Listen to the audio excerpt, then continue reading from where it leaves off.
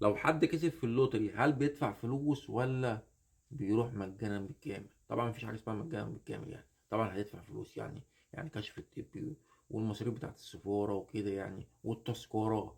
وعلى ما تيجي امريكا يعني قول مثلا محتاج لك مثلا يعني مثال يعني توتال مثلا لحد ما تيجي امريكا حوالي مثلا يعني 1500 دولار، 2000 دولار. وكل ما يبقى معاك فلوس زيادة في جيبك وانت في امريكا كل ما يبقى احسن لحد ما تلاقي شغل وتقف على رجلك يعني. والشغل كتير في امريكا يعني، هتلاقي شغل، هتلاقي شغل لو من اول يوم هتلاقي شغل، هتلاقي شغل والله.